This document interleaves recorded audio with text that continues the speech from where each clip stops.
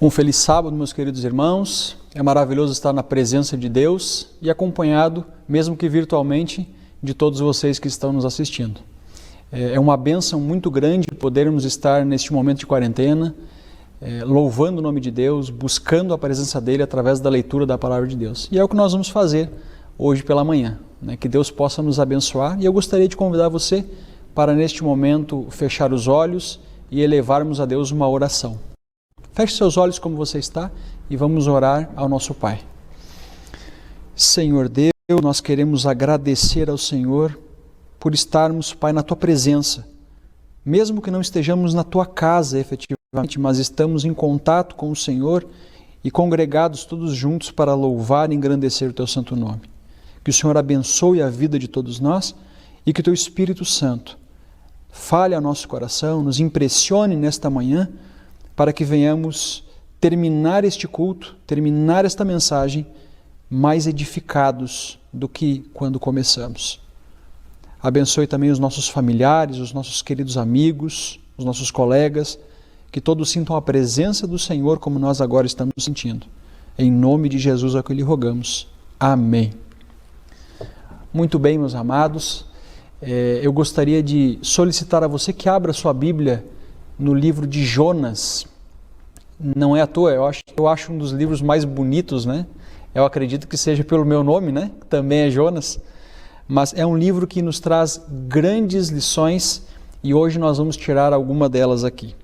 Dentro do livro de Jonas nós encontramos pelo menos 3 atitudes do profeta e nós vamos aqui evidenciar cada uma delas através da leitura da palavra. E pode ser que nós estejamos andando em alguma dessas atitudes, praticando alguma dessas atitudes, seguindo um destes caminhos.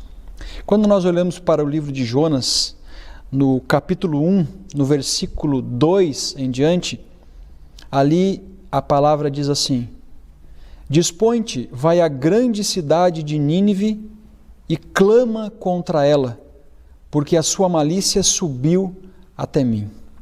Jonas se dispôs, mas para fugir da presença do Senhor, para Tarsis. E tendo descido a Jope, achou um navio que ia para Tarsis. Pagou, pois, a sua passagem e embarcou nele, para ir com eles para Tarsis, para longe da presença do Senhor. Jonas, ele obedeceu de certa forma, aquilo que Deus havia dito. Deus deu a ordem para que ele se dispusesse e fosse até a cidade de Nínive. Mas, ao contrário do que Deus havia pedido, ele se dispôs sim, mas para fugir da presença do Pai. Eu não sei qual é a situação que você está vivendo hoje, mas todos recebemos uma missão de Deus. Quando nós olhamos para o livro de Mateus, no capítulo 28, no versículo 18 em diante, nós encontramos ali uma ordem dada por Deus, uma ordem para ir, para pregar o Evangelho, para batizar as pessoas, para ensiná-las aquilo que o próprio Deus, através da sua palavra, tem nos ensinado. Quando nós olhamos para a nossa vida, nós deveríamos enxergar o nosso ser cumprindo aquilo que Deus havia nos pedido, que Ele nos pede. Mas parece que muitas vezes nós acabamos fazendo que nem Jonas, Acabamos escapulindo por um lado ou para o outro. A reação de Jonas diante desse pedido foi fugir.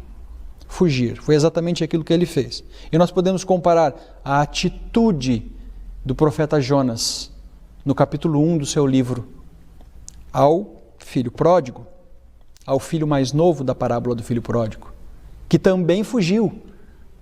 Quando nós olhamos para a parábola do filho pródigo, que está em Lucas capítulo 15, nós vemos um filho que já não estava mais suportando aquilo que o pai estava colocando por responsabilidade sobre ele.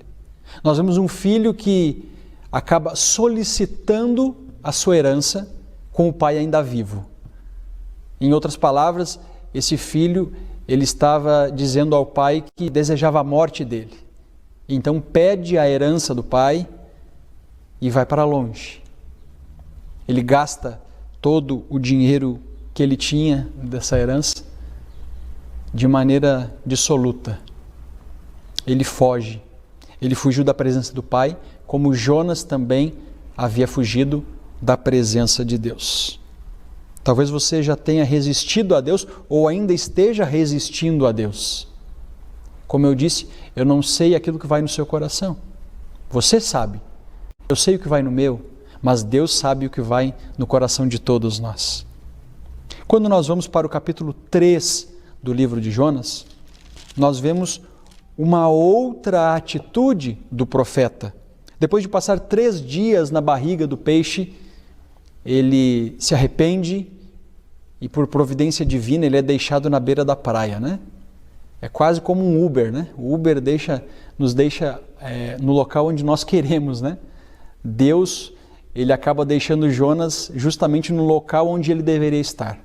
Ele havia fugido da presença do Pai, mas quando nós nos arrependemos de todo o nosso coração, Deus nos perdoa. E Deus, ele age como se nós não tivéssemos errado. Foi assim com Jonas. Deus coloca Jonas onde ele deveria estar.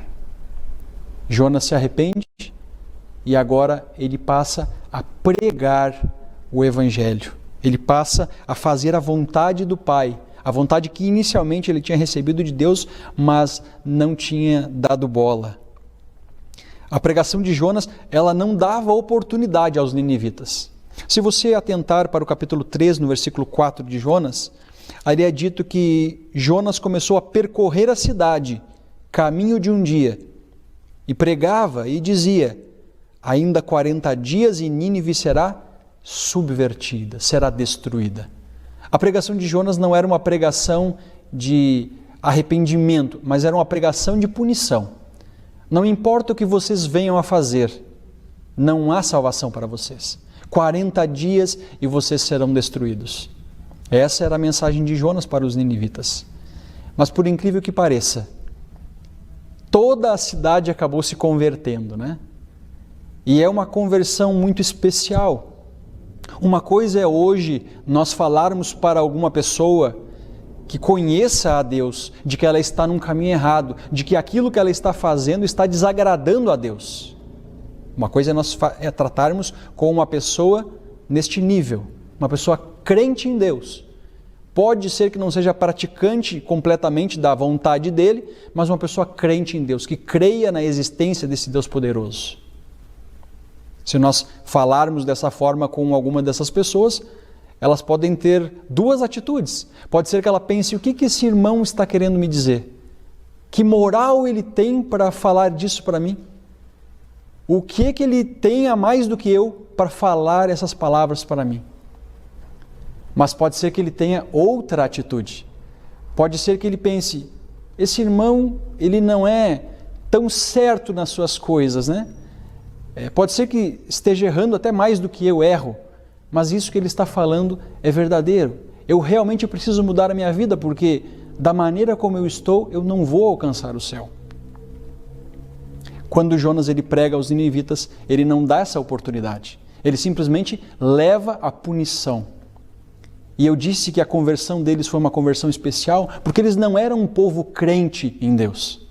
Eles adoravam outros deuses e de repente chega um homem na cidade deles, dizendo que eles serão destruídos em 40 dias. O Espírito Santo, como trabalha hoje no meu coração e no seu coração, trabalhou no coração dos ninivitas também. E eles aceitaram esse toque do Espírito. Eles mudaram a sua vida. Eles acabaram se convertendo realmente dos seus maus caminhos. Quando nós olhamos para a história de Jonas, nós vemos um pregador com uma mensagem relaxada, mas nós vemos pessoas recebendo essa mensagem de todo o coração e fazendo por onde? Eles acabam assumindo essa responsabilidade de mudança que eu e você também podemos assumir. Eles mudaram a sua vida e Deus, ele é misericordioso. Deus é muito misericordioso. As misericórdias do Senhor se renovam a cada manhã. E naquele dia se renovaram para o povo de Nínive. Todos nós podemos alcançar o favor de Deus. Eu e você. Nós podemos alcançar o favor de Deus, não importa aquilo que venhamos a fazer. Se atentarmos para o modo de vida dos ninivitas, e Nínive, aliás, era a capital da Assíria, um grande reino existente no passado, que quando vencia uma cidade, quando dominava uma nação, eles tratavam todos de maneira muito cruel. Era comum da Assíria pegar os seus prisioneiros e empalar cada um deles. Muitas vezes atear fogo nos seus corpos, presos ao madeiro, para que servissem de tocha. Talvez esse tenha sido um dos motivos pelo qual Jonas hesitou em ir para essa cidade. É bem verdade que no capítulo 4 ele nos dá mais claramente um outro motivo pelo qual ele não aceitou ir. Mas nós podemos alcançar o favor de Deus. Se um povo assim, um povo que torturava, um povo que matava, um povo que era idólatra, conseguiu alcançar o favor de Deus, nós também podemos. Mas nós chegamos agora no Jonas do capítulo 4. A terceira atitude deste profeta de Deus. Jonas, ele se ira por Deus ter agido como agiu. Se você acompanhar no primeiro verso do capítulo 4, ali é dito que com isso desgostou-se Jonas extremamente e ficou irado. Versículo 2. E orou ao Senhor e disse: Ah, Senhor, não foi isso o que eu disse, estando ainda na minha terra? Por isso me adiantei, fugindo para Tarsis, pois sabia que és Deus clemente e misericordioso e tardio em irar-se, e grande em benignidade, e que te arrependes do mal. Esse foi também um dos motivos pelo qual Jonas ele hesitou em ir para Nínive, porque ele sabia que se aquele povo se arrependesse dos seus pecados, eles seriam perdoados. Isso não era o que Jonas queria. Jonas ele queria a punição. Muito provavelmente os assírios eles acabaram talvez maltratando alguns do povo de Deus naquela época. Jonas ele queria a justiça, justiça que muitos hoje querem quando olham para a situação ao nosso redor, né? Muitos querem a justiça aqui, mas nós não podemos esquecer que a justiça ela será feita na volta de Cristo. A Ele pertence a justiça. Ele é um Deus justo, nós não somos justos. E se fôssemos Deus, se estivéssemos na pele de Deus, com certeza o mundo já não existiria, porque puniríamos cada pessoa que erra. E se fôssemos realmente justos, teríamos que punir a nós mesmos, porque ninguém é perfeito. Ninguém é como Deus. O povo de Nínive, ele recebeu esse perdão de Deus, ele recebeu a misericórdia vinda de Deus. Jonas se desagradou, Jonas ele queria outra coisa, Jonas ele queria que o caminho rumasse por outro lado. O Jonas do capítulo 4 ele pode ser comparado ao filho mais velho da parábola do filho pródigo. Lembrando da parábola do filho pródigo, o filho mais novo, ele sai de casa com metade da herança do pai, gasta tudo e volta para casa. De certa forma arrependido, porque estava passando necessidades longe de casa. E ele percebeu que os empregados do pai dele tinham que comer. Então ele decidiu voltar para casa, mesmo que fosse para ser empregado do pai, para ser um servo do pai. E o pai se alegra tanto que coloca sandálias nos seus pés, coloca um anel no dedo, mata um boi cevado e comemora a volta do filho. E quando o filho mais velho chega em casa e olha aquela festa acontecendo, ele não consegue imaginar isso. Como é que pode? O meu irmão mais novo, ele desejou a sua morte, gastou tudo com prostitutas, da pior forma possível, e agora volta para casa, arrependido. E o Senhor mata um boi para comemorar a volta desse filho. Ele não entendia o porquê. Ele julgou a atitude do pai. Ele julgou o irmão. É interessante porque João 7,24 é mencionado que não deveríamos julgar segundo a aparência. e sim pela reta justiça. Quando nós falamos de Bíblia, muitos hoje dizem que a gente não deve julgar, mas o que esse verso está nos dizendo é justamente o contrário. Nós devemos sim julgar, mas não com aparência. Devemos julgar pela reta justiça, pela palavra de Deus. Nós não podemos fazer como Jonas fez. Colocar punição de maneira aberta para todas as pessoas sem dar oportunidade de arrependimento. Se alguém estiver errando contigo ou indo contra aquilo que a palavra de Deus está dizendo, chame essa pessoa no particular, converse com ela, explique para ela aquilo que ela está fazendo, pergunte se ela entende que os seus atos vão contra a palavra de Deus, pergunte se ela quer ajuda, se ela necessita de um auxílio. Mostre o erro, mas mostre também a solução, mostre amor. Essa deve ser a nossa atitude. Jonas, ele não sentiu isso. Jonas, ele fica mais triste com uma flor, com uma árvore que havia morrido, uma árvore que Deus fez nascer para fazer sombra para ele. Ele fica mais triste com a morte desta árvore do que com a vida de milhares de pessoas que foi poupada devido à misericórdia de Deus. Jonas, ele tentou diminuir a bênção alheia, talvez por não enxergar a bênção na própria vida. Ele era muito abençoado, mas talvez tenha olhado demais para a grama do vizinho, né? Ele desejou para os outros o que ele queria, ele não desejou o que Deus queria. Jonas, ele passa por muitos momentos diferentes, como eu e você também passamos. Nós temos muitas dificuldades na nossa vida, nós temos muitos percalços em nossa vida, e hoje nós estamos vivendo um momento ímpar na história do mundo. Momento este que nunca aconteceu, pelo menos nós não temos notícia disso na história, de países inteiros, vários países, pararem por causa de uma doença. A reação dele de fugir e depois fazer a vontade de Deus pode talvez ser comparada à história de Moisés, que foge e depois de um determinado momento Deus o encontra e dá então a missão que ele estava destinado a cumprir. E Moisés, ele tenta escapar de todas as formas de Deus. Ele começa a dar várias desculpas, até que Deus diz, olha, é isso aqui, você vai fazer, eu vou colocar o seu irmão para lhe ajudar. E parece que finalmente Moisés se deu conta com quem ele estava falando, com Deus. E ele acata a vontade de Deus. Ele volta para o Egito e com o poder de Deus ao seu lado, ele ajuda o povo a sair da escravidão do Egito. É também a história de muitos hoje. Fugir de Deus e depois fazer a vontade de Deus. E muitos fazem disso um vício. Se aproximam de Deus, se afastam de Deus, se aproximam de Deus, se afastam de Deus. Talvez esta seja a tua história. Uma história de aproximação, uma história de intimidade, mas também uma história de fuga, uma história de afastamento.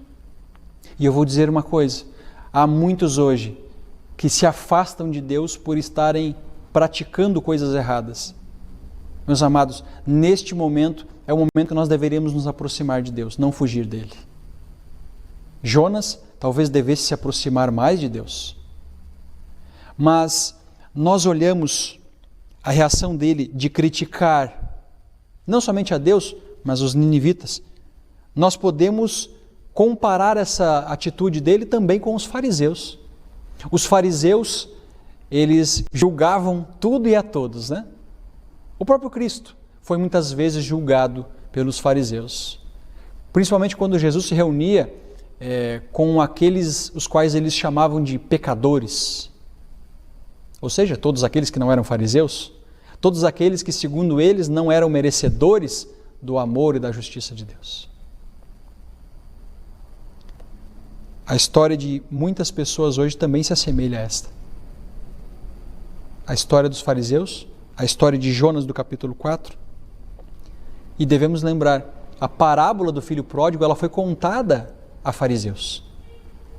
Jesus Cristo estava comendo com os pecadores, como eles diziam, e foi tirado desta refeição para responder aos fariseus.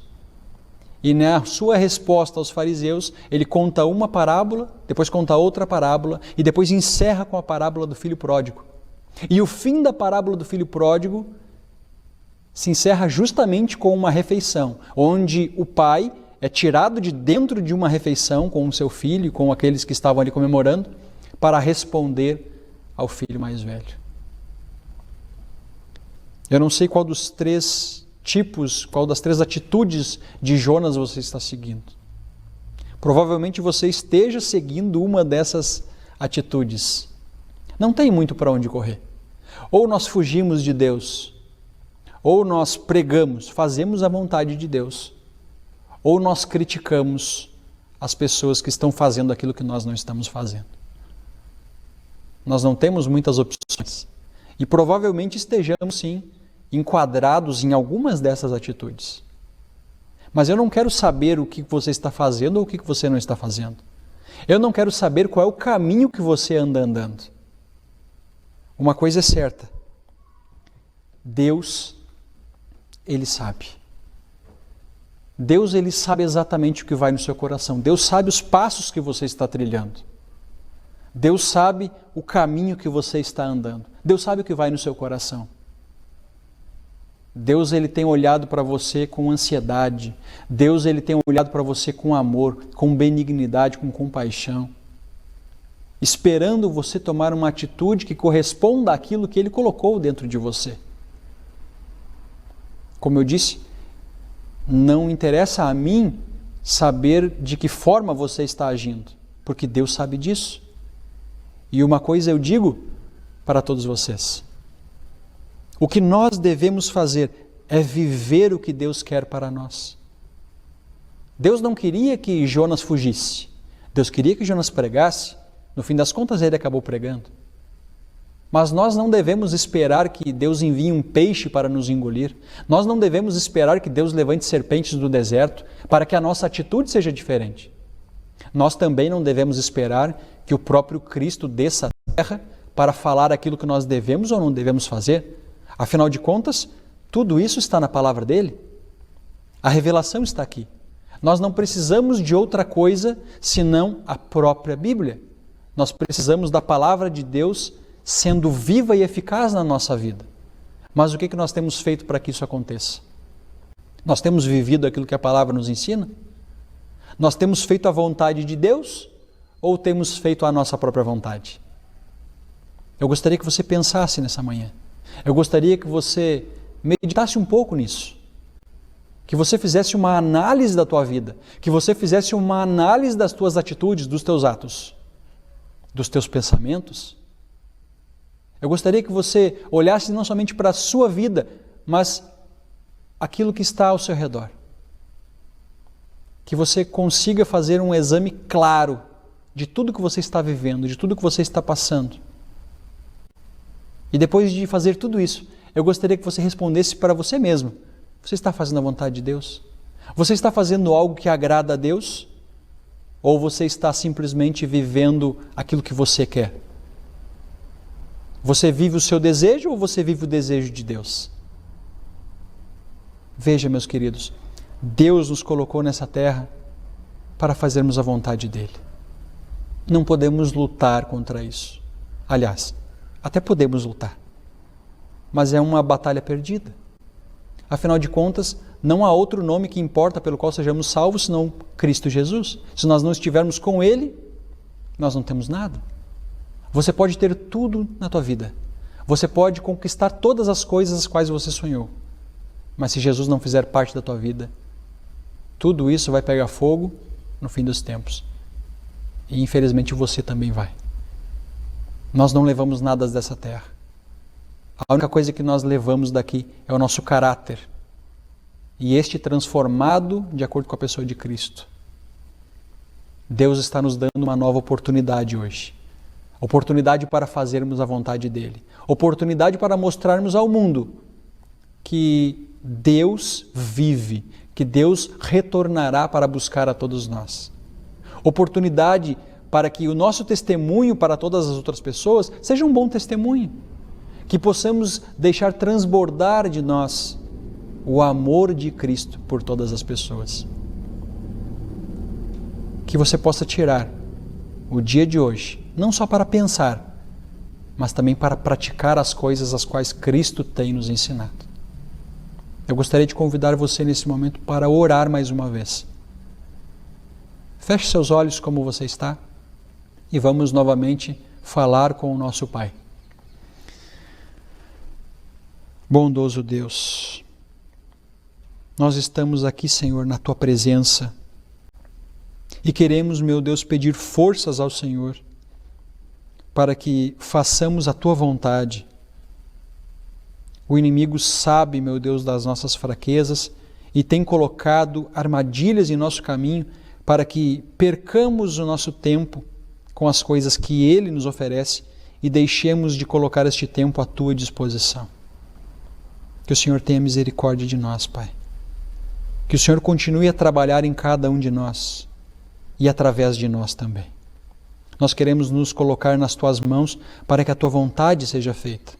Nós temos sim as nossas vontades, os nossos desejos, mas a vontade maior do nosso coração é de que a Tua vontade prevaleça. Assim como a oração de Cristo no Getsêmani, mencionando que não gostaria de passar pela morte, mas que queria fazer a vontade do Pai. Essa é a mesma oração que fazemos, Senhor. Nós temos muitas vontades, muitos desejos, nós temos muitas inclinações, mas o que queremos de todo o nosso coração é fazer o Teu querer. Que o Teu reino, Pai, possa cada dia mais se estender sobre a face dessa terra e que possamos todos nós ser ferramentas para que isso aconteça. Abençoe cada pessoa, Senhor, que está assistindo neste momento. O Senhor sabe exatamente quem são, o Senhor sabe o que elas estão precisando, meu Deus. Que o Senhor possa conceder isso a todas elas, de acordo com a Tua vontade, claro. Abençoe, meu Deus, o restante de sábado que ainda temos e que possamos, neste dia, continuar mais próximos do Senhor, fazendo a Tua vontade, nos dispondo a ir aonde o Senhor mandar, sem fugir do Senhor, sem dar um passo contrário àquilo que o Senhor quer. Esse é o nosso desejo, Senhor. Essa é a nossa oração. E a assinamos em nome do Senhor Jesus Cristo. Amém. Um prazer ter estado com todos vocês. Espero que Deus continue a tocar o teu coração. Espero que você sinta a presença de Deus. Afinal de contas, é maravilhoso saber que nós temos um Deus poderoso e que está ao nosso lado para nos ajudar naquilo que nós precisarmos. Deus é contigo. Nunca se esqueça disso. Ele é rico em perdoar. As misericórdias dele se renovam todos os dias. E essa manhã se renovou mais uma vez para mim e para cada um de vocês. Que Deus os abençoe. Fiquem todos na paz do nosso Senhor Jesus Cristo.